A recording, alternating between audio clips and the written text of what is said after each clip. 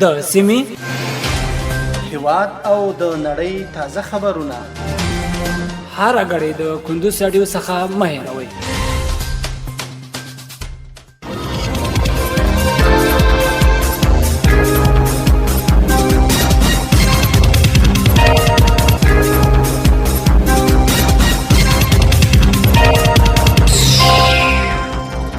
السلام علیکم. د کندوز رادیو درنو اوریدونکو ستړي مشئ. پام واړم د کندوز رادیو څخه د دې ساعت تازه او مهمو وروستۍ خبرونه ته. نن سه شنبه د دلویا د سلواغې سرلشتمه د 2023 میلادي کال د فبرवरी میاشتې د 13 منټې سره سمون لري. روانه خبرې ټولګه درته زه سیر احمد ساحل وړاندې کوم. خو په سر کې هم د سو مهمو خبرونو سره ټکی. ماجر فراحي وایي رادیو د تعلیم تحصیل او د ځوانانو د اذهان په روښانه کولو کې رغنده رول لري.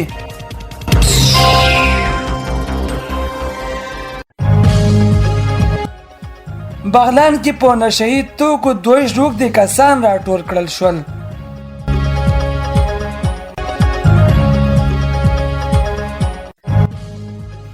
کندوز کې د څلور لوبډلو ترمنځ د فوټسال سیالۍ پیل شوې.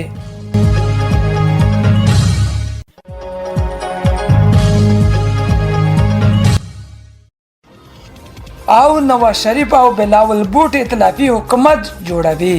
اوس هم بشپړ خبرونه. ماجر فراحي وایي رادیو د تعلیم تحصیل او د ځوانانو د اذهان په روښانه کولو کې رغنده رول لري. د اطلاعات او کلتور وزارت د نشراتي چارو معین او د هرات مرستیال والی مهاجر فراحي نن د رادیو نړیوال ورځې په مناسبت یو غږیز پیغام کې ویلي چې رادیو په افغانستان کې لسګونه کلونه مخینه لري او اوس مهال د اسلامي امارات تر حاکمیت لاندې د هیواد په مرکز او بیلابیلو سیمو کې شاوخوا 280 رادیوګانې فعالیت لري. ماجر فراحي زیاته کړه چې رادیو د خلکو د اذهان په بدلون کې مثبت رول لوبوي او کولای شي د هیواد د اړوند قضایي پیښو خبرونو راپورونو او تحلیلونو په خپرولو سره هیوادوال له مهمو جریانونو باخبر وساتي. فراحي په وینا رادیو کولای شي د تعلیم او زده کړو په برخه کې ځوانانو د اذهانو په رغولو او روښانه کولو کې او همدارنګه قومونو ولسونو او ملتونو ترمنځ د وحدت او پیوستون په لاره کې رغنده رول لري. د یادونې وړ ده چې د ملګرو ملتونو تعلیمي علمي او کلتوري سازمان یونسکو په 2019 میلادي کال کې د فبرवरी په 13 رادیو نړیواله ورځ ونوموله. هغه رسنۍ چې د نړۍ په کچه تر ټولو ډیر مخاطبین لري او د ټولنیزو رسنیو په منځ کې تر ټولو پخوانۍ رسنۍ ګڼل کیږي.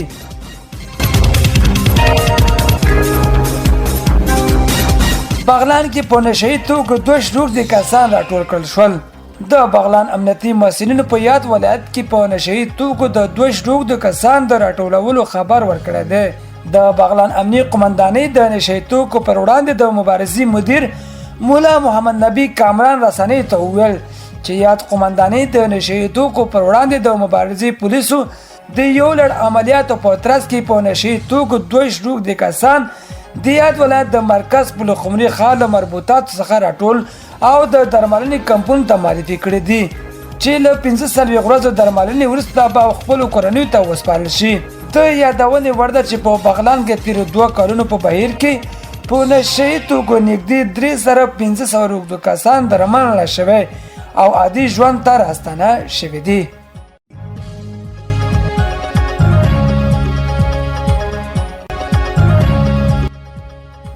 کندوز کې 4 لوبډلو ترمنځ د فوټسال سیالۍ پیل شوې. د کندوز د بدني روزنې او سپورټ امر اړوند د فوټبال فدراسیون لخوا د یاد ولایت د عموم فوټسال لوبغالي کې د 4 لوبډلو ترمنځ د فوټسال سیالۍ پیل شوې چې یوه میاشت به دوام وکړي. د دغه سیالۍ په لومړۍ ورځ 3 سیالۍ ترسره شوې چې په پایله کې الف ګروپ کې سترهای سادات لوبډلې خپلې سیالۍ استقلال لوبډلې ته د 1 ګولونو په توپیر ماتې ورکړه. په لوړ عمر لرونکو سیالیو کې سترهای سادات لوبډلې خپلې سیالۍ خراسان لوبډلې ته 11 ګولونو په توپیر ماتې ورکړه او همدارنګه د غوره لیګ سیالۍ لومړۍ لوبه د واحدي او معارف لوبډلو ترمنځ ترسره شوه چې په پایله کې 4-4 مساوي پای ته ورسېده. د د یاد سیالي موخه د کندوز ولایت په کچه د فوټسال لوبغاړو د وړتیاو لوړول یاد شوی دی.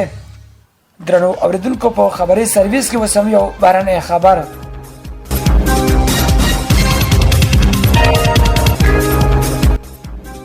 نواز شریف او بلاول بوټو ائتلافي حکومت جوړوي. وروسته تر هغې چې پاکستان د تېرې پنجشنبې ورځ ټاکنو یو سیاسي ګوند هم د لومړي وزیر د څوکۍ ګټلو لپاره غوڅ اکثریت رایې ترلاسه نه کړې. اوس د دې هڅې روانې دي چې دغه هېواد ائتلافي حکومت رامنځته کړي. د نواز شریف په مشرۍ مسلم لیگ نواز ګوند او بلاول بوټو مشرۍ د پاکستان د خلکو ګوند چې دغو ټاکنو کې مستقلو ګوندونو په توګه دغو ټاکنو کې لومړی او دویم ځایونه خپل کړي، په یوه ګډه اعلامیه کې ویل چې د ګډ ائتلافي حکومت د رامنځته کولو پر سر هوکړې ته نږدې شوي دي. درنو اوریدونکو په خبري سات کې راټول شوي مطالب همدومره ول. تر بیا ښه وخت لوی الله مل شه.